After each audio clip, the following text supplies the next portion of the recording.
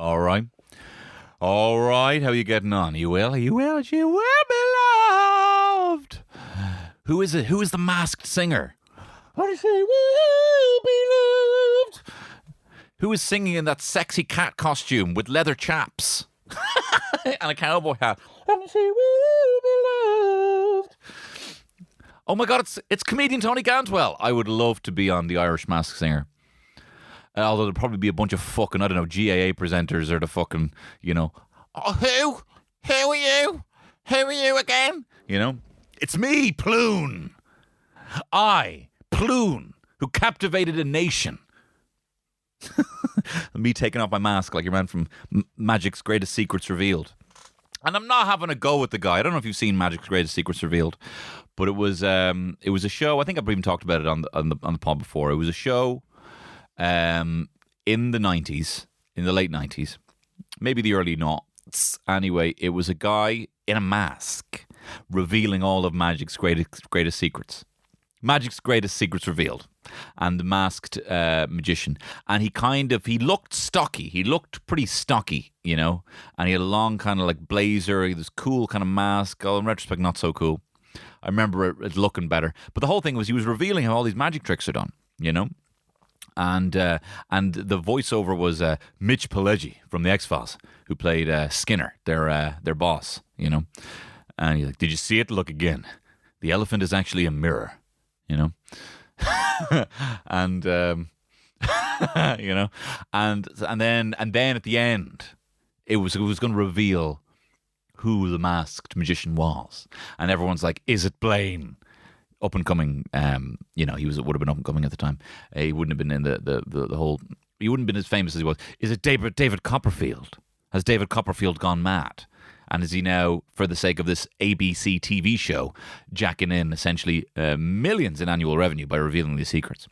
But it wasn't David Copperfield at all. It was a gorgeous little Twinkie man called Val Valentino. It is I, Val Valentino, who won your hearts. And it's like, it's kind of like, I don't know what I was expecting, but I don't know. I was disappointed, I remember. And I don't think it's because I thought he was gay or anything like that. And then I just thought I was kind of, what? Who else would it be? It's a fucking magician, Maybe it was. Maybe it was. Maybe it was a bit of homophobia on my part. Maybe it was me wanting, I don't know, what a fucking Stone Cold Steve Austin just fucking takes his mask off. I don't know, what am I expecting? Do you know what I mean? I also hope you don't think I'm being flippant when I say things like that. That I maybe thought that maybe I didn't like something because I thought that it was effeminate growing up. I hope you don't think I'm being flippant about that or anything.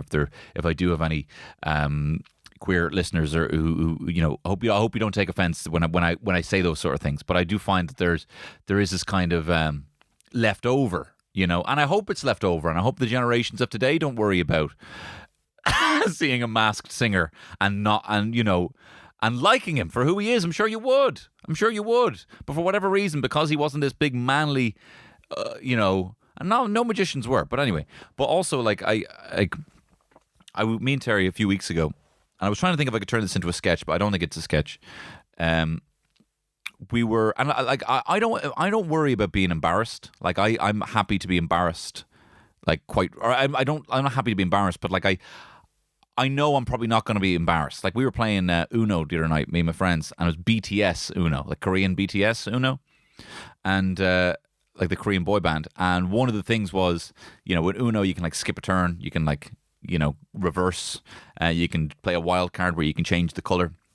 It's a great game. I was playing Uno actually with here's a little name drop for you, the Scratch.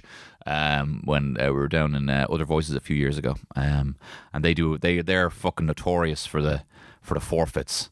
One of the lads had to go to fucking mass, like get up early, dressed up in their clobber and sit and go to a full mass because he lost in Uno. They're ruthless. But anyway, we were playing BTS Uno, and one of the things was if you put down the BTS kind of wild card, you can change the color, and the person to the left of you has to jump up and kind of dance around, do a dance, And we were just doing it, like we were comfortable enough with our friends just to get up and dance in front of everyone, And it's we were like and it's dancing, and you get back down, and I was so proud that everyone was dancing, and that they weren't embarrassed to dance, you know. And I love being around that kind of environment. People don't mind looking silly. But having said that, me and Terry we were walking to Herbert Park, and we stopped by a little toasty spot, and they had like so I get a toasty and we'll eat it in the park. And the names were like kind of they were funky, you know what I mean? Names were like funky, you know? And there was like one of the names was Easy Cheesy Lemon Squeezy was the name of was the name of the sandwich. So if you wanted to order the sandwich, you would say, "Can I have a Easy Cheesy Lemon Squeezy?" You'd have to say to another human being, another adult, two adults having this conversation. And I'm not, you know, like when I went to go see Crimes of Grindelwald, like I was all like, I did the full, "Can I have a ticket for Fantastic Beasts and Where to Find Them Too, The Crimes of Grindelwald, please," you know? But for whatever reason, I saw this Easy Cheesy Lemon Squeezy, and I was like, "Can we have the lemon one, please?" I said the lemon one. Terry's like, why are you saying that? Why don't you just say the name? She was laughing at me, like, why don't you say the name? And I was like, I'm not saying the name. I'm not saying the name for whatever reason. And I think it's the same sort of, you know, deep-rooted toxic masculinity that didn't let me appreciate the Latino twink Val Valentino, you know, blowing our minds as the masked magician. I just couldn't. I thought, I don't know what happens. What happens then? You know, I say Easy Cheesy Lemon Squeezy and I'm not attracted to women anymore. You know, is that what happens? Is that wrong? You know, maybe I need that awakening. Do you know what I mean? But I have to kind of check myself every so often that even though, you know, I know where I lie. I need to make sure that for whatever reason, something that was maybe someone said that when I was 6, when there was like a gay spot in school. You know what I mean? When you sat in the gay spot. What is gay? No one even knows what gay is. But that was just gay, and that's somehow bad. You know that it's still. I need even a shekel, even a fucking fleck of it. Because I won't say Easy Cheesy Lemon Squeezy, name of a fucking sandwich. Who's fucking lemon in a sandwich as well? I don't know what it was. Maybe some sort of like lemo, aioli, lemon and garlic aioli. Anyway, look, this pod is a continuation from the Patreon pod, but don't worry, you don't need to listen to that. We're talking about more bad sex advice. It was episode 69 on the Patreon there on Friday, and we had so much stuff to talk about from bad sex advice because associate producer of the pod, Ben Clifford, scoured the web for the dirt, and he's going to honestly have to get his computer wiped and hide it from his wife. And he found just so much bad sex advice, we made it 2 episodes. So here is the continuation. And this one specifically is leaning into some things that men can do to drive women crazy. And it's my favourite sort of thing to talk about. But as well as that, this podcast is sponsored by the Dubliner Irish Whiskey. The Dubliner, they are such a cool dudes. They're such a fine brand. They actually are some of the fucking, honestly, they're some of the soundest heads. They are some of the soundest heads. You know, and they really are. Wait till you see. There's a couple of things going to be happening soon. They really are looking to try and just foster funny stuff, like genuinely. And it's going to be a very exciting time. We're going to be doing some videos in the future, and literally the ideas were just like, "What do you want to do?" And I'm like, "I wouldn't mind doing this. Let's do it."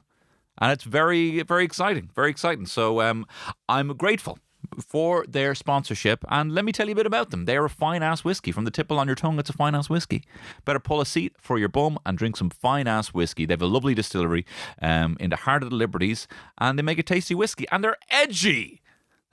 They're edgy and contemporary and new, and they got a cool, sexy bottle. And I'll tell you why. Because they're not up their own poopers, man. They're not up their own poopers. Not like these, you know, oh my God, oh, you know, oh, you know. You know the way people to be? They're not like that at all. They're like, we got tasty whiskey. Let's put it out. But you know what? Let's also do some weird shit with it. Why don't we put it in a bourbon cask? Make it have a bit of sweetness. Let's give people that taste of home, that taste of Ireland, but with a sweetness of the bourbon means you can use it in all sorts of cocktails. Or just drink it neat, like I was recently. And they also have an insane honeycomb liqueur that tastes like drinking a Crunchy Bar, and it's phenomenal. And I tell you, I'll tell you again. I responsibly, over a long period of time, absolutely rinsed through it because it was so tasty. They also like to collaborate. They have a kind of beer cask range that they're collaborating with Rascals, where they put their tasty ass whiskey in one of the Rascals smoked stout casks, and then they got this kind of smoky tasting whiskey, and it's great. It's perfect for an old fashioned. If you find yourself at some cool cocktail bar, they put your fucking glass of drink in a bell jar, start smoking it, and you're like, bro, I want to drink it, not fumigate it. Oh my days, just give it back. Well, you can get that kind of taste with this tasty ass whiskey. And I highly recommend you go to their website, thedld.com, and you check out their fine ass range of whiskies. So thank you for being this week's sponsor of the podcast. Anyway, look, let's get into it. We got some bad sex advice, and I don't want to get off. This is the Tony Cantwell Shit Show. It's Tony Cantwell Shit Show. And I know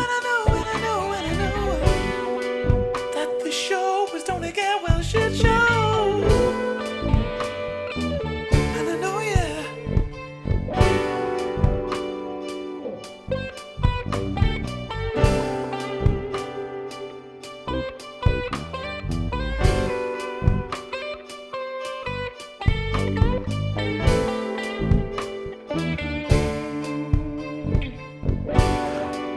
Lovely stuff. Or should I say, ooh, lovely stuff. Always goes down smooth because we're talking about sex.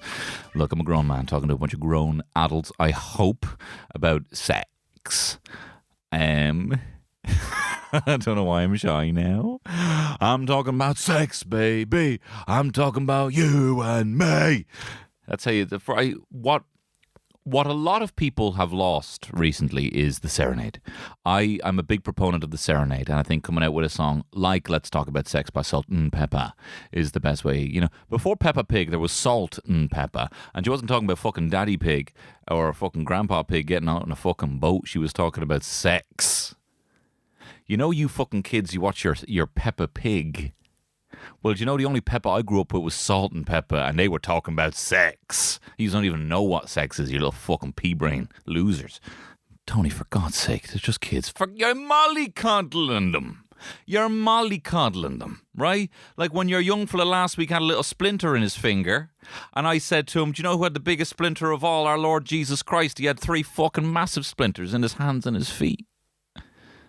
So stop your whining and listen to Salt and Pepper with your uncle. Don't know what I'm talking about.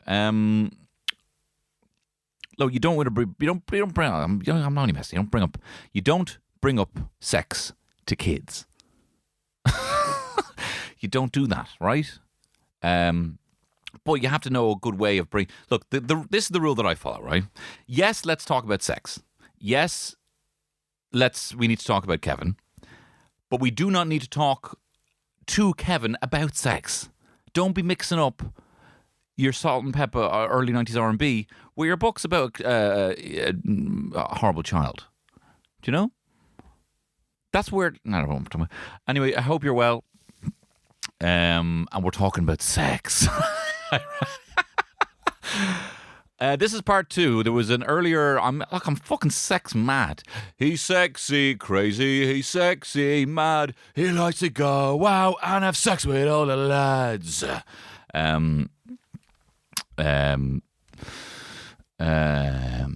What's that football crazy song go like? Football crazy. What's that from? Rolf Harris. Fucking hell. International paedophile Rolf Harris. There's one thing you can't expect from me, and that's the unexpected. 'Cause you're an international paedophile. What am I talking about? I'm trying to focus my thoughts. I'm too warm and I have a coffee. But you'll be glad to know that I'm going to be telling you hot hunks out there how you can be even more. Hey, is there whatever? I don't know. I was going to say fucking barbecue. Are you a barbecue or some fucking shit? Tonyism, because you're hot essentially. And I'm going to teach a man. You can teach a man to fish, and he can feed himself for the day. No, hang on. Give a man a fish. But don't be patronising him when you're teaching him how to fish. You know what I mean? I'd actually rather have the one fish and die than be taught by some fucking Klim. you know? Like imagine it's like, you teach a man you give a man a fish, he can feed himself for the day. You teach a man to fish, he can feed himself for a lifetime. I'd much rather have the one fish, depending on who the tour is going to be. Imagine he's like, no, you fucking dime bar. You don't throw it out like that. Hello. Forget it. I'll fucking grow turnips. You know what I mean? I don't need fish. We'd loads of cows. I don't need this fishing lesson if you're going to be a fucking dick about it. Anyway, can we stay on topic, please? Please, for pity's sake. I'm talking about sex, and I'll tell you why. A couple of months ago, I had a very popular episode on this pod. A lot of people came back and said they found it very funny. Some people even saying that episode 69 of this very pod was a good entry level into the absolute lunacy that is me chatting shite for an hour. And it was a popular pod. So last week on the Patreon was the 69th episode of a Behind the Paywall podcast where I did a whole thing about the 69s. I did a whole thing about doing 69s. And there was so much information left over from the resource king that is associate producer of the pod, Ben Clifford, who actually went through reams of internet content, reams of it, to find the dirtiest shit there is and the dumbest shit there is, and now has to delete his hard drive and go into hiding. But he sent on so much that I only even got to touch the 69 stuff, and there was so much more still to talk about, including a couple of tips to draw that. How about a couple of tips to make a woman go mad or another man? Oh, baby, when you dance like that, you make a Tony go mad. Right, 30 things men do that women always find sexy. Okay, this is from a woman. 30 things that men do that women always find sexy. This is from Diana Brooke on a website called bestlifeonline.com. Number 1, steer the wheel with just 2 fingers. When you're in a car with a man and he's doing this, it exudes an air of complete control. Like the man's body is saying, I don't even have to use my whole hand. I got this. Tell you, my wife would be like, you do that in your test, it's an automatic fail. You do that in your test, it'll be a fucking automatic fail. She doesn't talk like that. And I make the joke about the automatic fail. She doesn't. Okay, so I got the wheel. I'm picturing 2 of my index fingers say it's a clock at the 3 and the 9, and I'm pushing in hard on the wheel. It's finding it very difficult. My fingertips are going white. It's like I'm crushing 2 flies on the clock. And I'm like, Terry, I'm crushing these flies. And she's like, you can't. and then I try and reverse. And my arms cross. And we crash. But then she'd be like, I survived a car crash with you. I think this is meant to be. Number 2, another driving one. Drive with an elbow out an open window. Yes. Window fully down, elbow out, 1 finger on the side of the wheel, driving down the M50. Her hair's getting fucking battered in the wind. Wop, wop, wop, wop, wop, wop, wop, wop, wop, wop. Sometimes you have to absolutely surprise women. You have to confuse them, get them battered with wind. No, it says, letting the entire arm hang out is dangerous and implies a certain sloppy carelessness. But leaning your elbow on an open window and steering the wheel with just 1 hand, 1 finger, in my case, exudes control and total ease.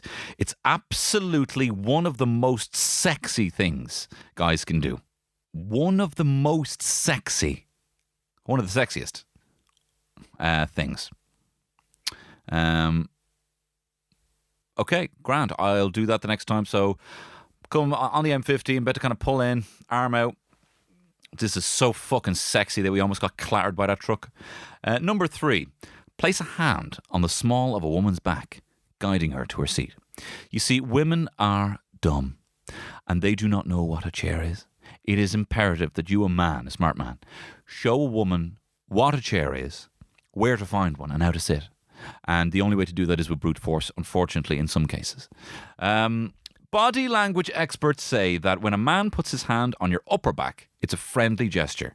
But the hand on the lower back implies desire. I really, really want you to fucking sit down. You're embarrassing me. In addition to being a subtle mark of attraction, it's also quite chivalrous. Please fucking sit down. I'm a knight. as you are leading her while also letting her go first. It goes without saying that this is a move that can only be done with a woman you're dating, not a colleague at a work dinner. Sit fucking down, Sharon. Sit down. Number 4, place a hand just above her knee at the bar. Over her knee, above it, hovering, so that she doesn't actually feel your hand, just the heat. And then you say to her, I'm not allowed to get in trouble because I'm not really touching you. So what do you think about that? Again, it cannot be overstated, it says, that this is a great move only when you know the woman is into you. And even then, if for whatever reason she takes your hand off or tenses up, abort immediately. Unless, of course, you do my foolproof method of literally holding the hand off. I'm not allowed, I'm actually not in trouble. Well, I'll have you know, security man, that I'm actually not in trouble because I'm actually not touching her leg. Okay, you security man, give me your leg and I'll show you what I was doing. I'll show you what I was doing. Don't let go your hand off me. Oh, with hands on my lower back, though. Maybe I was meant to fuck him all along. A lot of what makes a man attractive is the ability to read a woman's body language. So make sure she feels at ease. All right, number 5, extending an arm against the back of her chair. This is particularly nice when you're in a restaurant together and for a family function, as it sends a subtle signal to everyone that she's your girl and you're proud of it. I mean, I'm proud of her. I wouldn't call her an it. She's your girl and you're proud of it. Yeah, it has a name, my girlfriend.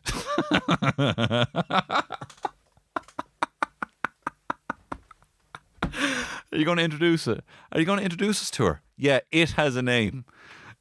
Me ma. So you have the arm around. Okay, they seem to be very fixated on you only using one hand at all times. One hand to eat your dinner because the other hand's around the back of the chair. One hand driving, one's out the window. There's 30 tips here. I bet number 30 is literally just have one hand. Be thing from Adam's Family. Okay, number 6. Wrap an arm around her waist.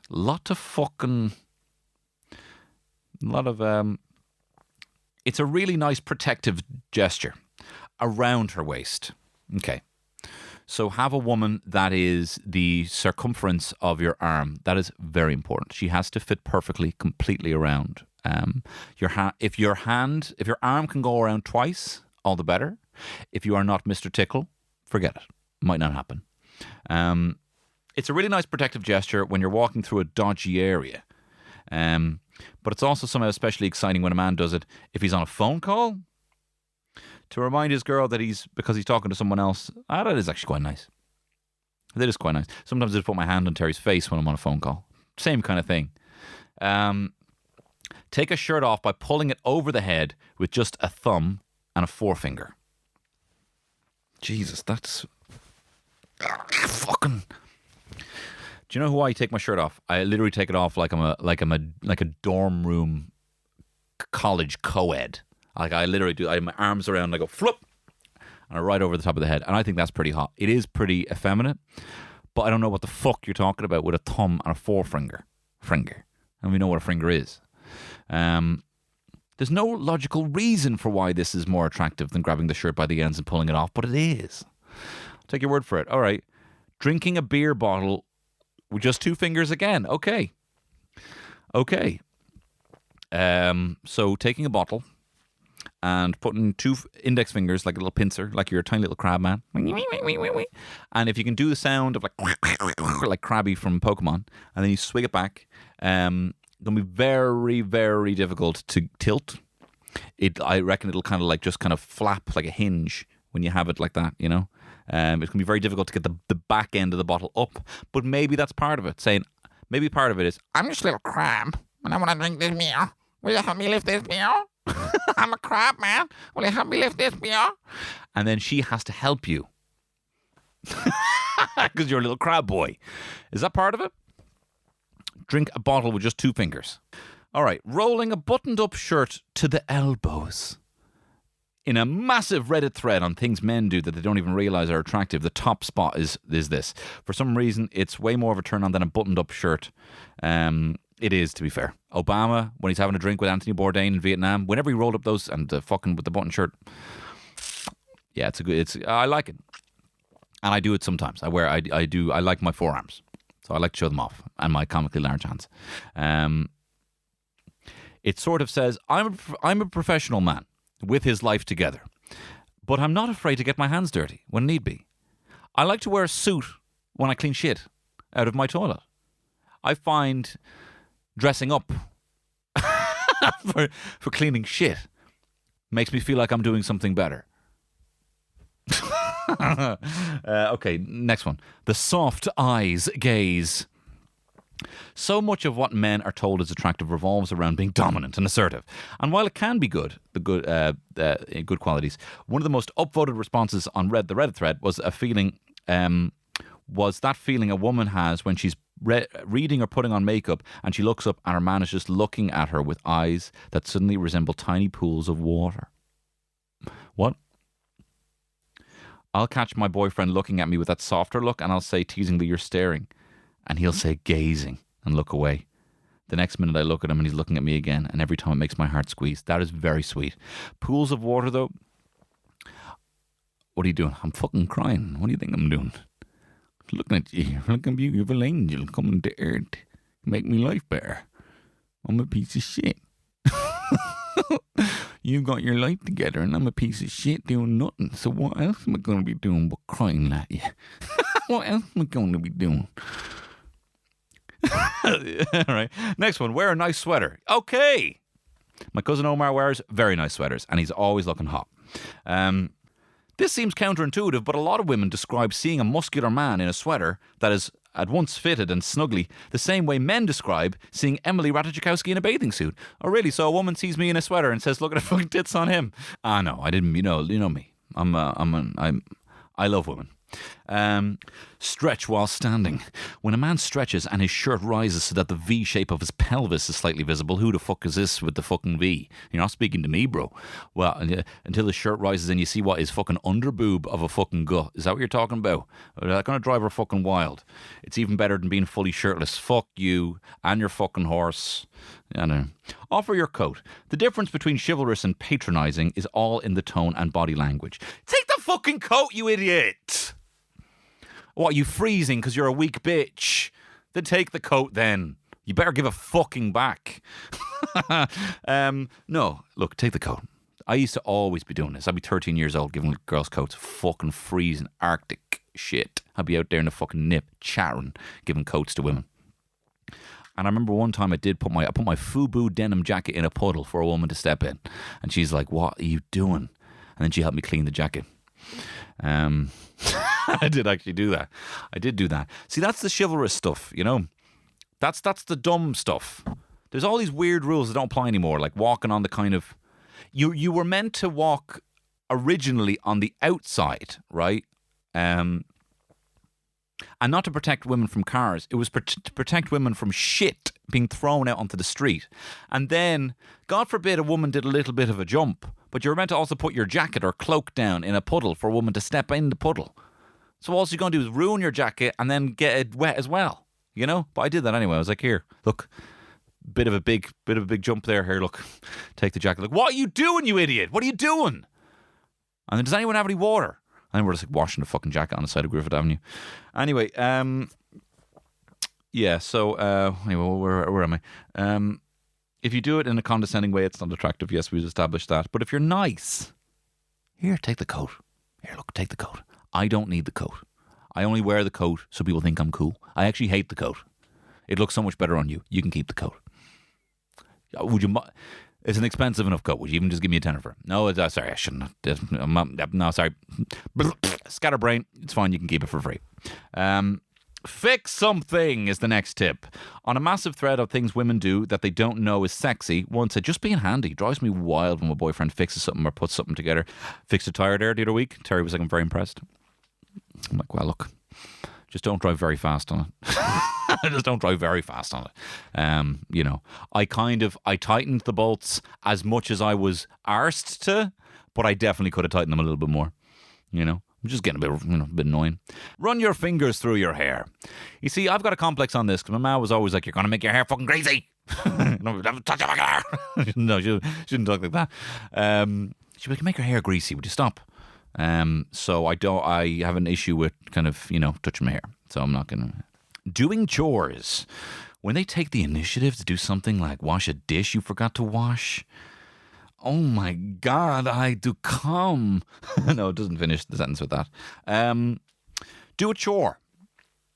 You should be doing your chores anyway. You should be doing it without making a big song and dance about it. Do you know what I mean? It's taken me ages to figure that out. And I suppose, yeah, it is. You should just be doing it, and it is attractive. Listen intently. Remembering personal details I've mentioned in passing conversation. A guy just made a comment to me about how my aunt worked at the zoo, and I lost it. It feels good when you're listened to, even if it's something mundane, like the details of your life. Don't be so fucking hard on yourself. Your life might not be that mundane. Funny you say that, because I brought up to my mate Joanna, she used to hate posh crisps like Sensations, and this is back when Sensations, Thai sweet chili were the only posh crisp going around. And I remembered, and then she said she had like an O'Donnell's or something, and I said, "Oh, have you gone back on the whole posh crisp thing?" Because you used to hate Sensations, and she couldn't believe that I remembered from years back that she'd said that once, because I loved Sensations. My mum would give me a big bumper pack of fucking Sensations and a Thai sweet chili dip, and I'd get tuck into that. That was my Friday night. It wasn't sad at all. I was very happy, playing probably PlayStation 2 or maybe Gears of War on the 360. I don't remember what time that was. Do something romantic. A lot of men think being romantic means taking a woman out for a really expensive dinner or taking her on a boat ride through a lake filled with swans. Too many fucking...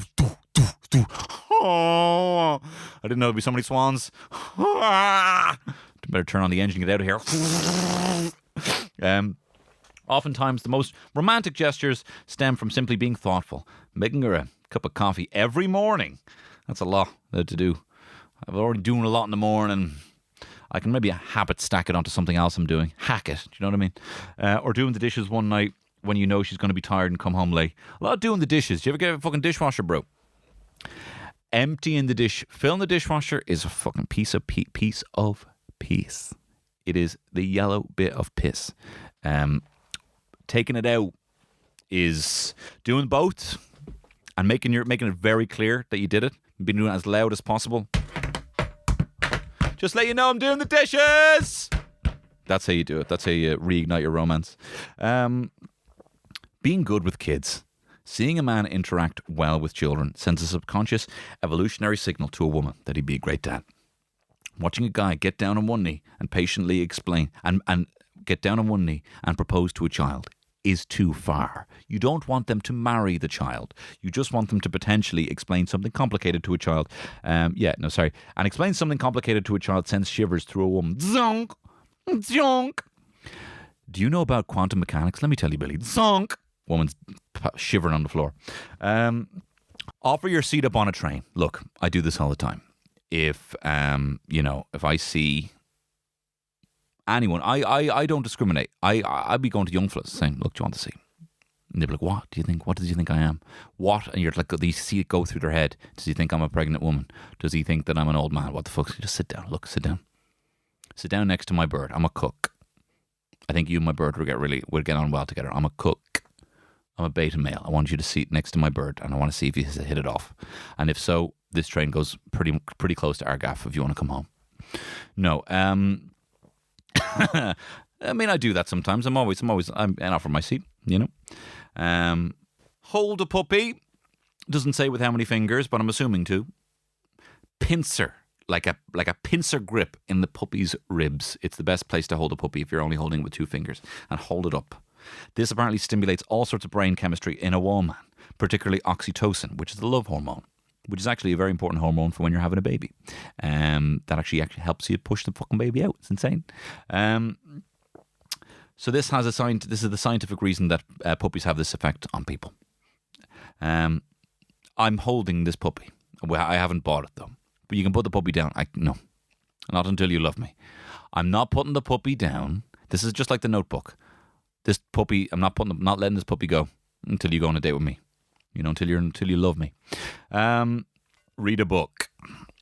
There's nothing hotter than when my wife is trying to throw the leg over me and I got a big fucking Jeffrey Archer in my face. No, if there's one thing we learned from Hot Dudes reading, the Instagram account, nothing sexier than a man lost in a book. I kind of read a Kindle sometimes and I get kind of bored of it quite quick. I'm thinking about maybe getting a cheap tablet so I can read comics. I have Marvel U. Terry, look what Thor just did. All right, next one. Cooking. I love watching my boyfriend cook, says one woman on a Reddit thread, and also is something my wife would never say, because I think I put like a bit of nut butter on like a corn cake for my son, and I still think I used about 7 dishes. It was as if I cooked paella for like 20 people, and literally it was just like, it was everywhere. All the things I might need, might not need. There was frozen blueberries out on the fucking counter that I thought I might put in, but I didn't, and then they were thawing, oh God. It was an absolute nightmare for her. So, yeah, no, I find it attractive when she cooks. See, it doesn't work the same when she sees me kind of scouring into a laptop trying to find a link from Mayor of Easttown. Do you know what I mean? That is my equivalent in terms of the kind of the swap. I put the wash on as well sometimes, and that's the kind of balance. But I don't think she has the same kind of buzz watching me literally scour up a blue light screen trying to find a link, being fucking pop-ups. It's not the same as like chopping an onion really well. All right, got a couple more. We've been talking here for a while. Okay, be passionate about anything. Be passionate about anything. When my significant other talks excitedly about anything he cares about, even if isn't really one of my interests, it's insanely attractive, one woman said. That used to be the that used to be the case, I think. No, it's not the case. I mean, yeah, when there's definitely some overlap. If I talk about anything that's weird, conspiracy theory, Terry loves all that, and she loves to hear any new kind of weird theory, even though she easily knows way more about it than me in this stage. Sometimes I kind of talk at her about kind of gaming news, like when Microsoft bought Bethesda. Like when Fox were potentially going to be introducing, the Fox characters into Disney and the MCU, I don't know if she found it attractive, but she was tolerant. All right, next. Focus on a task. I love when a guy I love the look a guy has on his face when he's trying to figure something out, said one woman. It's a sign that a man doesn't have an attention span of a 3-year-old, which is hot. 3-year-olds are not hot. So any kind of reminder that my man's not a baby is pretty fucking hot. Okay, look, we've got so much more. Ben, I think we might have to come back to this because we've got even more sex tips we didn't even get on this podcast. That's some simple tips. Hold a puppy with 2 fingers. And drink and drive with your hand out the window. Right, so there you are. Thank you very much for listening. Thank you very much as well to the sponsor of this week's podcast, the Dubliner Irish Whiskey. Check out the DLD.com for all the tipples there. And you can order on the website as well. And go to @Dubliner Whiskey on their soch. And hopefully you should be seeing a couple of things you want to be doing in a couple of weeks' time. I would also like to thank the MVP of the last 2 episodes of this pod, of the Patreon of this one, associate producer of the pod, Ben Clifford, who's sent a phenomenal list of some very funny, bad sex and relationship tips. We got plenty more. Might give it a bit of a break. We'll come back to it. But thank you very much for listening. I hope you have a great rest of the week, and I'll see you here on Friday. Bye-bye. It's only get well shit show.